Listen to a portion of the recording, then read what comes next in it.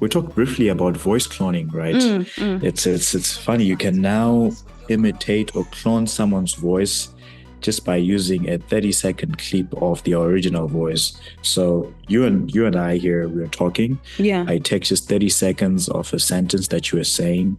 I can produce a whole podcast in your voice. Right. Oh, Which is good. If you're a podcaster, you want to do this, you want to translate your voice into Yeah. different languages. But scammers have also taken advantage of some of this technology. Another popular one is hello, everyone, and welcome back to another episode of the Root of the Suns podcast with your girl and with an E. If you are new here, welcome to the show. It's such a pleasure to have you on. Scams targeting young people have currently escalated, especially with the rise of sophisticated AI technologies. These scams range from voice cloning, which can mimic the voice of a known contact to solicit money or personal information.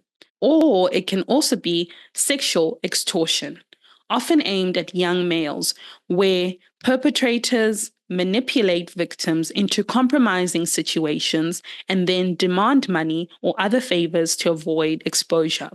The psychological impact of falling prey to such scams can be devastating, leading to anxiety, depression, and in some extreme cases, suicide.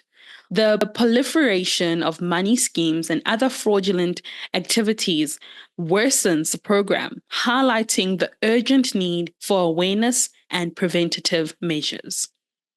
This brings into my guest today, Tamuda Chimhanda, who is a software engineer at Dell Technologies and also a startup founder.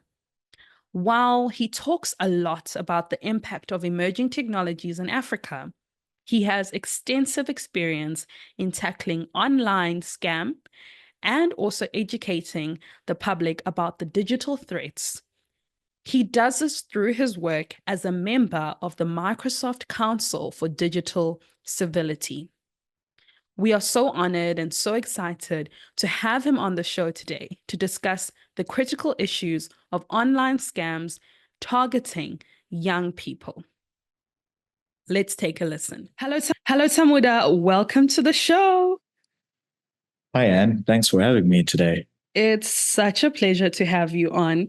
You know, when I was getting ready for this interview, before you introduce yourself, I'm just setting the scene. I was looking through my old podcast notes, and I realized that we last had a conversation on the 7th of June. Well, your episode was released on the 7th of June, 2021. So actually, welcome back. Yeah. It's been a while. It's been a while. And I was even listening. So much has happened since that time. Exactly. I was listening to that conversation and I was a little bit cringing with how I sounded. But look, we've moved from the audio. Now we get to see your face. So welcome back, Tamuda. It's so lovely to have you on. And I think it's going to be so beautiful for us as we have this conversation to really maybe reflect back on your journey as well, but also just talk about what you're currently doing now as where you started. So let's get this ball rolling. Tamuda, please introduce yourselves to some of the listeners who don't know who you are yet.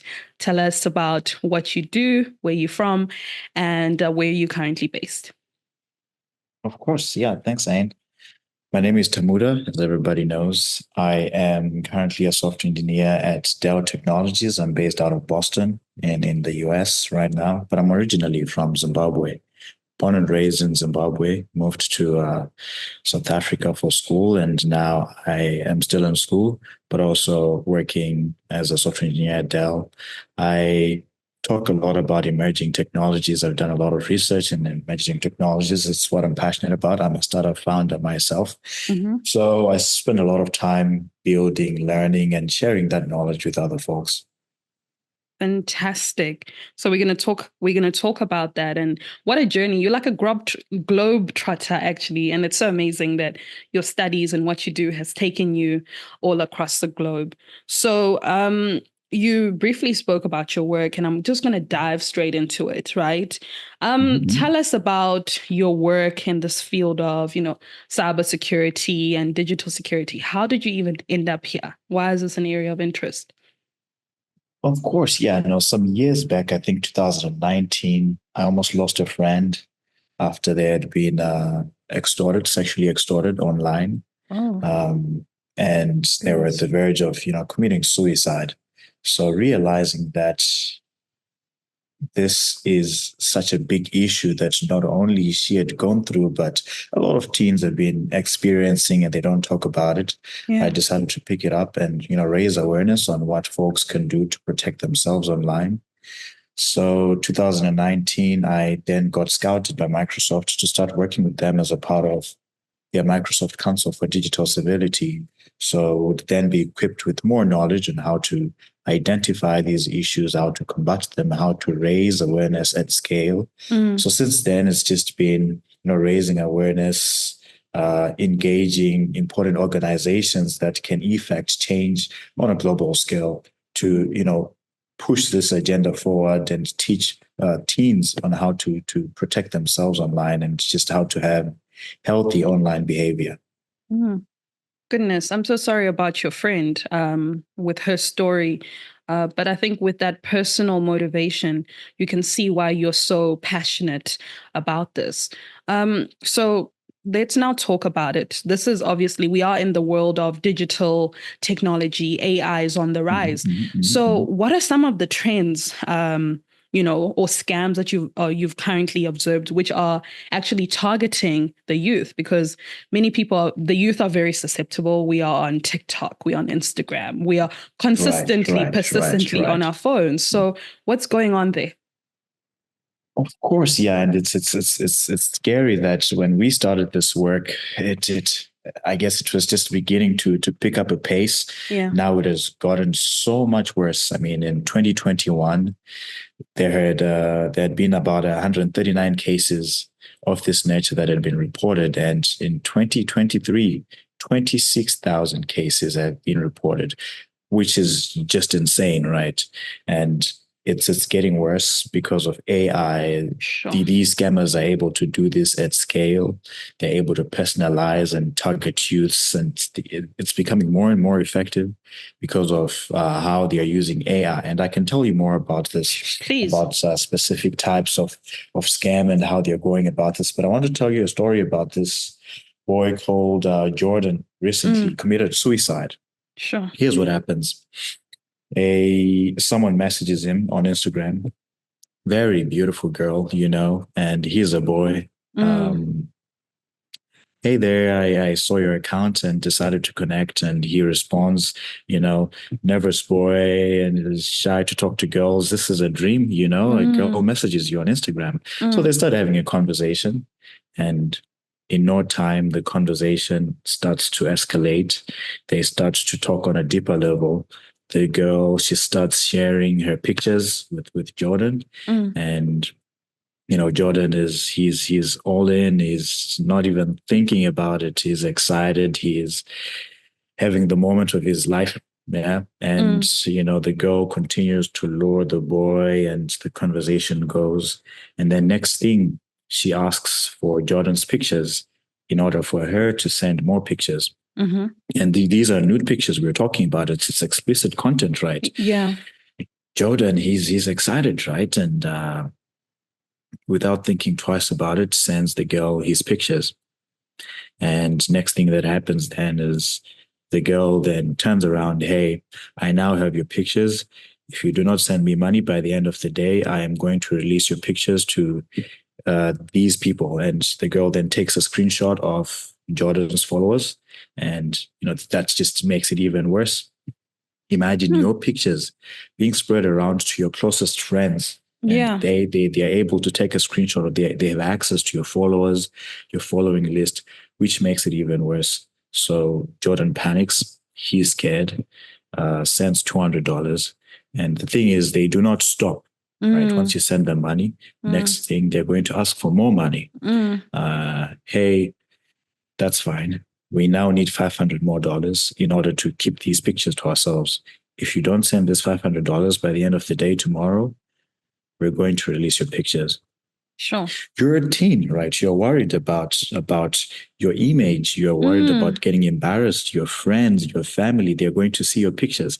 That's scary. That's a nightmare. So at one point, you're going to run out of money. You're going to run out of options, right? In Yeah. quotes. And most people then think the solution is to just cut it all off and commit suicide. Now, we've had a few people who have committed suicide, unfortunately, but one of the goals of having this conversation, Anne, is to tell folks that it's not the end if something like this has happened to you. There are ways that you can get around it, and yeah, that's just one of the most common scams right now. And it's crazy that a lot of the people doing this are based out of Nigeria. They call them the Yahoo Boys. It's very big groups, and they're able now to endorse, incorporate, engage other people because they're able to make money out of this. They're on Facebook. They have thousands and thousands of accounts.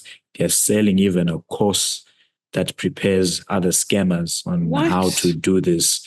They have scripts that they have prepared. Here's how you start. Here's how you build rapport. These are the accounts that you use to get images. If you want to generate more images, go to these accounts. They're able to use voice cloning now, which is AI. You're able to clone someone's voice to make it more realistic. If I'm able to record a voice in a girl's tone and use your name, you're going to believe it more than if it's just a generalized voice, doesn't even mention a name. So it's targeted, which makes it worse. And it's crazy. Oh my goodness, Tamuda, these stories are breaking my heart. It's so sad that this is happening. This kind of takes me back to, there used to be that show on MTV, Catfish. It takes me back to that, but it just seems like now it's on such an unprecedented scale, and that's because of this the use of AI, because AI is, I want to say, it's making it easier for them to make it seem more believable. Because I think in the past we could sort of see the signs like, no, this one is a scam. Yes. This one. Yes. So for somebody sitting right here, right now, I have a young sister. I'm just thinking about her. She's young. She's a teenager. What are some of these red flags that somebody then maybe could be like, okay, how do I get here? How like this might be a problem, or this might be something that is a cause of concern.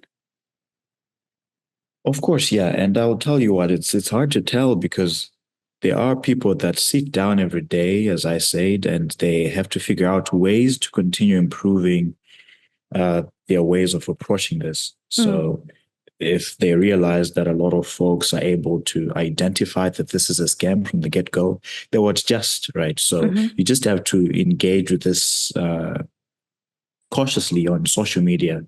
And some of the ways to identify this on Instagram right now is that they show you how the usernames have changed over time. They've added this new feature which tells you that this account's username has been changed X number of times. Okay. And if you're engaging with an account that has been changed a few times, you should start to suspect, right? And the second thing is how the account has existed for, how long the account has existed for. So you can look at the pictures that have been posted there. If it's just maybe a year old and a lot of the pictures are posted in a short space of time, that's a sign, because new accounts are being created every day to target these youths. And what they do to make it believable, they'll post pictures, right? And they have other accounts that then engage with those pictures to make it more believable. So look at the time span of those pictures. Usually you would realize that most of them are posted within a space of just a week or 2 weeks. They are desperate to make money, so they get on this, they start posting, and then they start engaging with people. So they are doing this at a fast pace. So that's another sign that you can pick up. You can also look at the followers on that account. A lot of them, they're catfish accounts. They do not have proper usernames. So you can just tell from the list of followers on that account that something is fishy here. And if there are no mutual connections on that account, I would not really engage with the random accounts on Instagram. Yeah. You would really want to just be cautious before you even engage. And once you realize that this conversation is taking a pace, it's moving really quickly, I'll just cut it off and then and then. But those are some of the signs that you can pick up.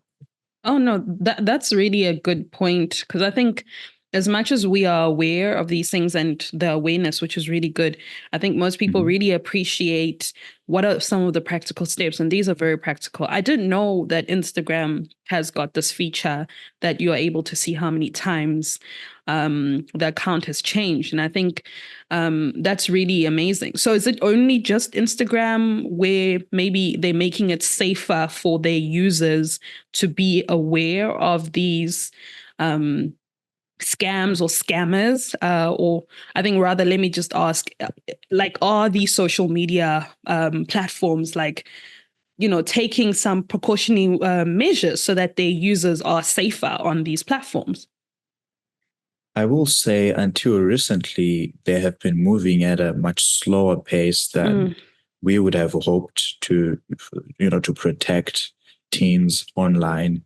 It's only now, and it's great. We applaud them for that they're trying to react quickly. And just a few weeks ago, they were able to remove about 63,000 accounts associated with these Yahoo boys. And it's 63,000 accounts. That means there's a lot of accounts from Facebook, from Instagram. So most of the Meta products, they've now identified these Yahoo boys. They have signs that they're able to pick, and they're cutting them down and banning them from social media. And they are also removing a lot of their group chats where they are sharing this knowledge on how to do this, how to scam people. So it's great that they are doing that. They could be doing more. On Facebook, for example, they have removed the ability to see someone's friends and followers list. Okay. So you can no longer see my friends if I do not want you to. That is still possible on Instagram, though. So I'm hoping that they're able to take that down on Instagram as well, because the first move is for them to screenshot your followers. If they do not have access to my followers, then I wouldn't be worried much. So that's something we are looking forward to. If they're able to do that, that would be great. I'm not too sure about other social media platforms, but there was a congress recently in the US where they engaged all these CEOs of the large social media accounts to talk about this. So I'll be expecting some changes in the coming months, hopefully, as they start to improve and tie down these loopholes. Yeah, let's hope so. Let's hope so. Tamuda, we've really focused on the social media angle, but earlier on in the conversation, you said you'd tell us about how these scams happen. So, apart from somebody sending you a message on Instagram, are there other ways that people must be aware that some scammers or people can do ill intent to them, as long as you have anything digital at this point? Of course, yeah. Good question that you've asked here, and we talked briefly about voice cloning, right? It's funny. You can now imitate or clone someone's voice just by using a 30-second clip of the original voice. So you and I here, we're talking. Yeah. I take just 30 seconds of a sentence that you are saying. I can produce a whole podcast in your voice. Right. Which is good. If you're a podcaster, you want to do this, you want to translate your voice into different languages. But scammers have also taken advantage of some of this technology. Another popular one is they clone your voice, right, from a social media video that you've posted, and they're able to start calling your contacts. I'm not sure how they're able to get access to your contacts.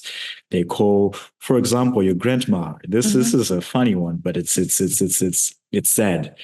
They call someone in your family. Hi, I just got a speeding ticket here. I need $500 to get away with it. Could you send me $500 immediately? Yeah. And it's grandma. She's not gonna think too deeply about it. She sends money immediately because, well, it's my grandson's voice, right? Yeah. There's another one of standardized exams where they again call your home and they say, "Hi, I've purchased these standardized exams for my SAT, I don't know, SAT test. Mm-hmm. Could you send me money so that they can be delivered?" And it's relatable. They can sort of guess from the ages, right? That okay, if you're around 14 and 16, you're probably now starting to apply for college. And if you're Mm-hmm. starting to apply, you are engaging with accounts, starting to prepare for SATs and other exams that prepare you for college. So Yeah. they use that information to scam your parents or other people related to you. Another popular one is on Facebook. There's this porn one where it's a porn video. Mm. It's a screenshot rather, and it's got a very catchy headline that Mm-hmm. you almost can't miss when you come across it. And then when you tap it, it says, "Hey, you have to sign in before you get access to this video." You really want to view the video. Mm. You sign in with your Facebook details when really it's not really a Facebook page that you're signing into. Yeah. They're able to replicate the Facebook page, and it's called phishing. Mm-hmm. They clone the sign in page. You enter your information there, and as soon as you hit submit, I mean, they don't care whether you get access to the video or not. They already have your details. Sure. Next thing, they sign into your Facebook account.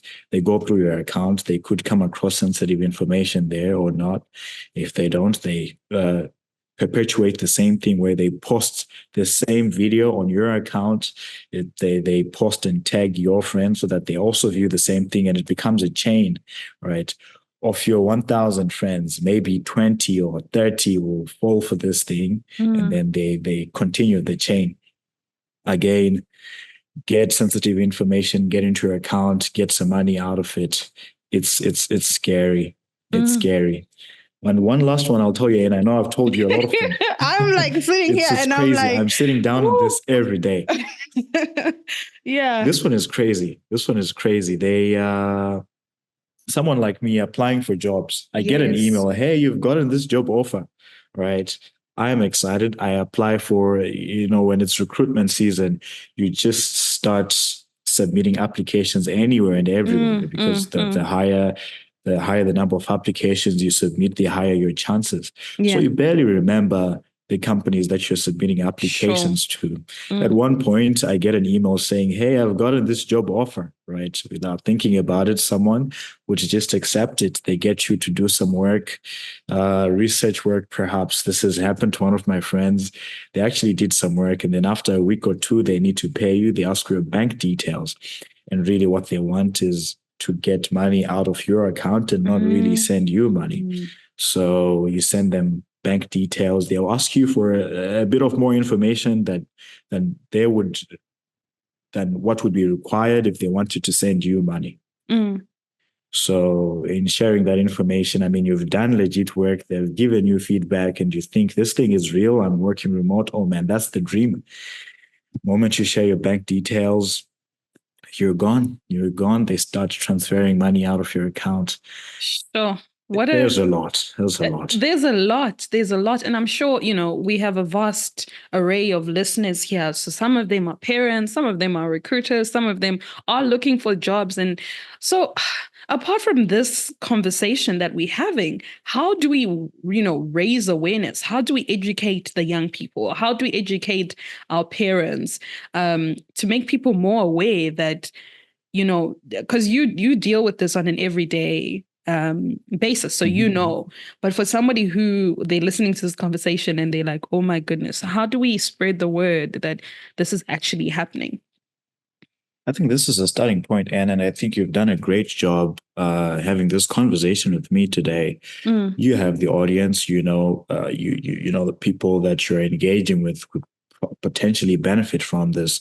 So if you can have more people like you and more organizations start to raise awareness in their capacities, tell their if it's their students, their employees, mm, just have them take perhaps mandatory courses on how to protect themselves online.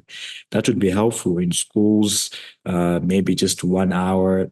once a month or just every semester to talk about how teens can protect themselves online. Mm. That would be great. I think that that could be a starting point. Yeah, no, I think so. You're absolutely right. And just to pull this further, you mentioned some courses, etc.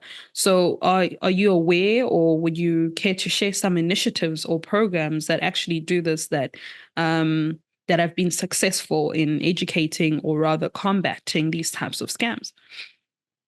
I know Meta and Microsoft have produced their own courses. I would be happy to share some of these links for folks Please. to I just get think we access can to. Yeah, even link it onto this episode. I think that would be great. Yeah. because Okay. yeah, it's crazy. Oh goodness, I'm like sitting here and I'm a bit overwhelmed by this conversation. Like I'm overwhelmed, but like I am, because I've heard when when we were discussing this conversation, I honestly just thought, I was like, oh, this is like a young people thing, okay. And I mean, I've seen scams, even on WhatsApp. Actually, we didn't touch on WhatsApp. WhatsApp is also where people will send you a message and say, hi, there's this job, or click on this link, or Right, right, whatever. right, right, That right, also, I right. mean, I've seen that. And I will be fair, our parents are on WhatsApp. And African parents and WhatsApp and forwarding messages, that's They'll forward. they Huh? you cannot tell them anything wrong with that. And I was just thinking about it now, and I'm like, wait a minute, that's also another, because like WhatsApp, what, over 1 billion people are on WhatsApp or something like that. So just thinking of that, like you've exploded my mind, and I'm just sitting here like, oh my goodness. Like I don't want to sound pessimistic, but in your view, like realistically, do you think this is something that's gonna get better, or do you think it's gonna get worse before it gets better? I know for Gen Zs, I trust my generation. We are quick to adjust. We learn very quickly. I'm worried about our parents. Yeah. As you said, they forward this information. They get something. They think it's interesting. They'll forward it to you. So those are some of the ways that these things are perpetuated. But I believe it will get better. The more we raise awareness, the more we push this conversation out, I think people at some point it will be difficult, and if these companies continue to tie down and build features to patch up these loopholes, it will get better for sure. But as you Mm, say, WhatsApp is another one of those where it's happening. There's a lot of people there. yeah. A popular one again in Zimbabwe, for example, is Ponzi schemes where there's ways to make quick money. I don't know if you've come across some of those where if I give you $10 and then you invite more people and People, then they give you ten yes. dollars more, and at some point you have $1,000 and maybe you can get to $10,000.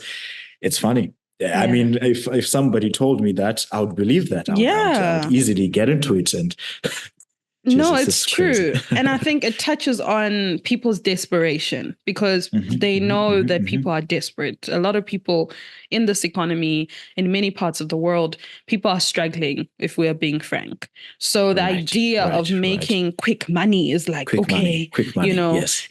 quick money. Yeah, that's the problem. It's quick money. I know in South Africa a couple of years back, no, there were two major scams on WhatsApp. There was something called Triple M, crazy. Another one of these, I'm going to give you money and then you're going to get it in a week. Then you get that money. Then, no, Yeah. call your friends. Then the money disappears. And then there was like some WhatsApp stock fell. So stock fell, Yeah. I don't know how to explain a stock fell. A stock fell is like when people come together and they pool money together, and then each month somebody gets the money.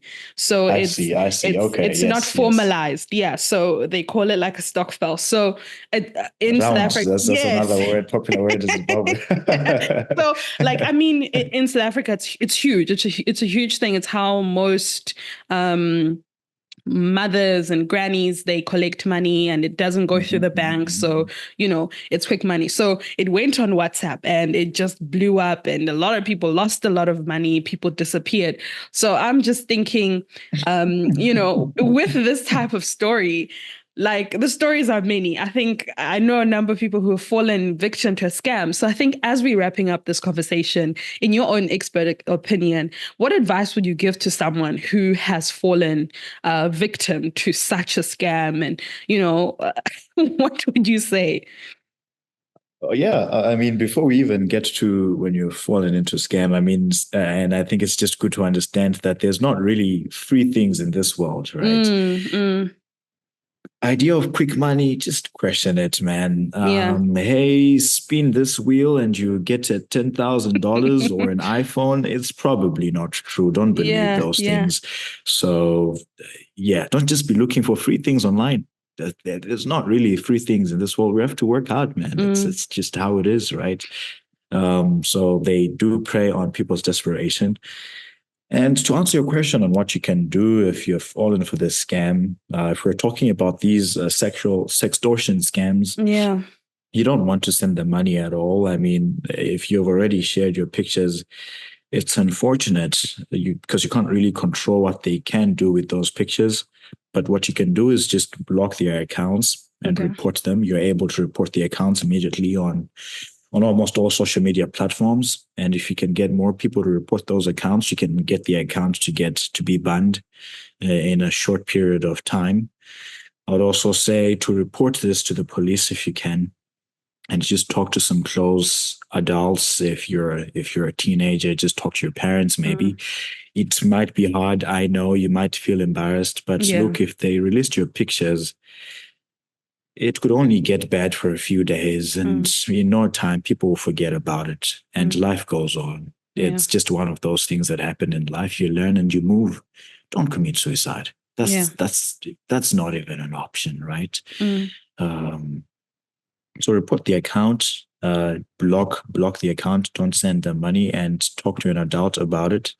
And if you've lost money, potentially a lot of money from yeah. these Ponzi schemes or financial scams, report it to the police immediately and just stop engaging. That best advice is to stop engaging. Don't tolerate them. Yeah. They will get to your head. They have scripts, like I said. So the more you engage them, they will threaten you, they'll blackmail you, they will Mm, find a way to put you in a corner, and you might think that you do not have options. Just stop engaging them and report this. It might be difficult to recover the money that you've already lost, but that's a lesson, right? mm. It is. I'm Yeah. I'm just thinking, I know we're in different parts of the world, but what is do you know the law on this types of things? So if somebody's like, okay, this has happened and you have the proof, maybe let's speak in the context of the US. Is there a way that you can, you know, get people reported? Is there some way that charges or is criminal anything? Does that happen? Yes, there are a lot of these at this point, especially in the US. I know South Africa does have some as well. Mm-hmm. In some cases, they're largely generalized, where it's just a uh, cybersecurity law. In more developed places where they have really put stringent laws in this, it's really demarcated where they break it down. For each particular, I guess, type of scam, they could Mm-hmm. have a law that pertains to that. But I would say if you do not need to know this information. If you're fallen for this type of scam, if you report this to the police, they will help you narrow it down and Mm-hmm. figure out ways to press charges if it's possible. And if you reported this on Instagram, if it's a major issue, they will respond with actionable ways that you can take this forward or ways that you can protect yourself. Okay. No, that's great. It's good to know that there are laws in place or they are working on that Mhm, mhm, in these mhm. various different regions for this. Oh man, Tamuda, this was such a great conversation. Thank you so much for chatting with me today. I know I learned so much. I'm sure the listeners did. And this is such an important conversation. And I'm so grateful that like you started your story with your friend. That was a major reason of why you got here. But I'm so happy that now it has such a far-reaching impact, and now it can, help so many other people. So thank you so much for your time and for educating us. And I hope more people are aware and we can be more safer in this digital age. Of course. Thanks again, Anne, for having me 3 years later. Yeah. Always great to catch up with you. Yeah. Happy today we were talking about something different. Yeah, and very, very, very important. We'll be seeing you again in 3 years' time. I don't know where you'll be. Or maybe sooner. Or maybe sooner. And we can have a moment of looking back to where we started. But on a serious note, thank you once again. And to everybody else, thank you so much for tuning into another episode of the Root of the Science podcast with your girl, and with an E. Goodbye.